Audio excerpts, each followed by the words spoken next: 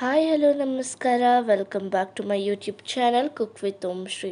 ಎಲ್ಲರೂ ವಿಡಿಯೋನ ಲೈಕ್ ಮಾಡಿ, ಶೇರ್ ಮಾಡಿ, ಸಬ್ಸ್ಕ್ರೈಬ್ ಮಾಡಿ, ಹಾಗೆ ಬೆಲ್ ಐಕಾನ್ ಪ್ರೆಸ್ ಮಾಡೋದನ್ನ ಮರಿಬೇಡಿ. ಇವತ್ತಿನ ವಿಡಿಯೋದಲ್ಲಿ ನಾನು ನಿಮಗೆ ಮನೆಯಲ್ಲಿ ರುಚಿಯಾದ ಪಾನಿಪುರಿ ಯಾವ ಥರ ಪ್ರಿಪೇರ್ ಮಾಡೋದು ಅಂತ ಹೇಳ್ಕೊಡ್ತೀನಿ. ಎಲ್ಲರೂ ವಿಡಿಯೋನ ಸ್ಕಿಪ್ ಮಾಡದೆ ಕಂಪ್ಲೀಟಾಗಿ ನೋಡಿ. ಪಾನಿಪುರಿ ಮಾಡಲು ಬೇಕಾದ ಪದಾರ್ಥಗಳು: ಆಲೂಗೆಡ್ಡೆ, ಪುದೀನ, ಕೊತ್ತಂಬರಿ ಸೊಪ್ಪು, ಈರುಳ್ಳಿ, ಹುಣಸೆ ಹುಳಿ, ಹಸಿಮೆಣಸಿನಕಾಯಿ, ಶುಂಠಿ, ಬಟಾಣಿ, ನಿಂಬೆಹಣ್ಣು, ಜೋನಿ ಬೆಲ್ಲ, ಖಾರದ ಪುಡಿ, ಉಪ್ಪು, ಚಾಟ್ ಮಸಾಲ, ಧನಿಯಾ ಪುಡಿ, ಗರಂ ಮಸಾಲ, ಹಾಗೆ ಪಾನಿಪುರಿ ಮಾಡುವ ವಿಧಾನ: ಒಂದು ಪಾತ್ರೆಗೆ ಬೇಯಿಸಿಟ್ಟಿರುವಂತ ಆಲೂಗಡ್ಡೆನ ಹಾಕೋಬೇಕು.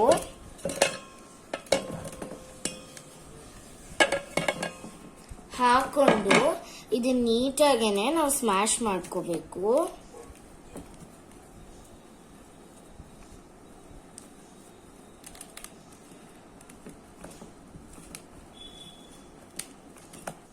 ಸೊ ಗೈಸ್, ಇವಾಗ ನಾನು ಇದನ್ನೆಲ್ಲ ನೀಟಾಗೇನೆ ಮ್ಯಾಶ್ ಮಾಡ್ಕೊಂಡಿದ್ದೀನಿ. ಇದಕ್ಕೆ ನಾನು ಈರುಳ್ಳಿನ ಹಾಕೋತಾ ಇದ್ದೀನಿ.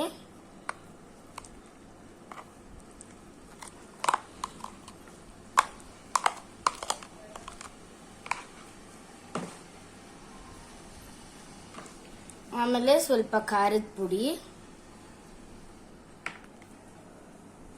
ಸೊ ಗೈಸ್, ಇದಕ್ಕೆ ನಾನು ಬಟಾಣಿನ ಹಾಕೋತಾ ಇದ್ದೀನಿ, ಬೇಯಿಸಿಟ್ಟಿರುವಂತ ಬಟಾಣಿ. ಆಮೇಲೆ ಇದಕ್ಕೆ ನಾನು ಸ್ವಲ್ಪ ಉಪ್ಪನ್ನ ಸೇರಿಸ್ಕೊತಾ ಇದ್ದೀನಿ.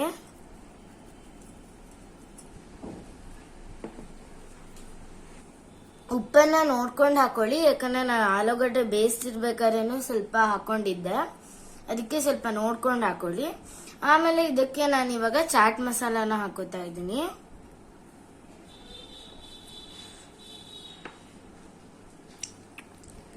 ಆಮೇಲೆ ಪಾನಿಪುರಿ ಮಸಾಲ,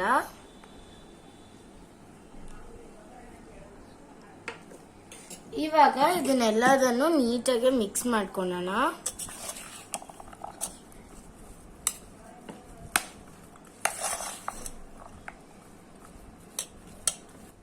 ಸೊ ಗೈಸ್, ಇವಾಗ ಪಾನಿಪುರಿಗೆ ಒಳಗಡೆ ಫಿಲ್ಲಿಂಗ್ ರೆಡಿ ಇದೆ. ಇವಾಗ ನಾವು ಪಾನಿ ಮಾಡ್ಕೊಳ್ಳೋಣ ನೆಕ್ಸ್ಟ್. ಸೊ ಗೈಸ್, ಇವಾಗ ಪಾನಿ ಮಾಡ್ಕೊಂಡ್ಲಿಕ್ಕೆ ಒಂದು ಮಿಕ್ಸರ್ ಜಾರಿಗೆ ಸ್ವಲ್ಪ ಪುದೀನ, ಆಮೇಲೆ ಇದೆಲ್ಲ ಕ್ವಾಂಟಿಟಿ ನೀವು ಎಷ್ಟು ಪಾನಿ ಮಾಡ್ಕೋತೀರೋ ಅಷ್ಟು ಪಾನಿ ಅಂದ್ರೆ ಅಷ್ಟು ಪುದೀನ ಎಲ್ಲ ಹಾಕೊಳ್ಳಿ. ಆಮೇಲೆ ಇದಕ್ಕೆ ಸ್ವಲ್ಪ ಕೊತ್ತಂಬರಿ ಸೊಪ್ಪು,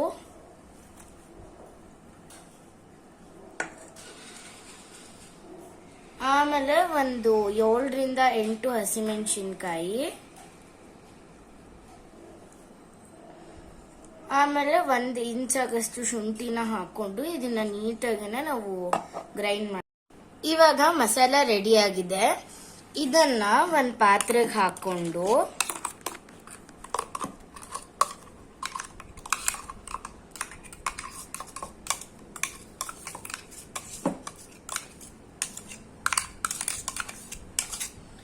ಇದಕ್ಕೆ ಸ್ವಲ್ಪ ನೀರನ್ನ ಹಾಕೊಂಡು ಸೋಸ್ಕೊಳ್ಳೋಣ.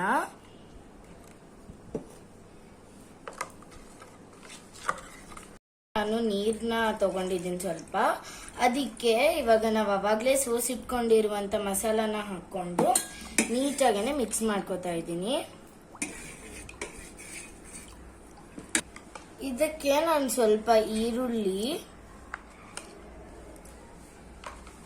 ಅದ್ರ ಜೊತೆಗೆ ಸ್ವಲ್ಪ ಕೊತ್ತಂಬರಿ ಸೊಪ್ಪು, ಆಮೇಲೆ ಒಂದು ಸ್ವಲ್ಪ ಕಟ್ ಮಾಡ್ಕೊಂಡಿರುವಂತ ಹಸಿಮೆಣಸಿನಕಾಯಿ, ಆಮೇಲೆ ಒಂದು 2 ಪೀಸ್ ನಿಂಬೆ ಹಣ್ಣನ್ನ ಹಾಕೋತಾ ಇದ್ದೀನಿ. ಹಾಕೊಂಡು ಇದಕ್ಕೆ ಸ್ವಲ್ಪನೇ ಪಾನಿಪುರಿ ಮಸಾಲಾನ ಹಾಕೋತಾ ಇದ್ದೀನಿ.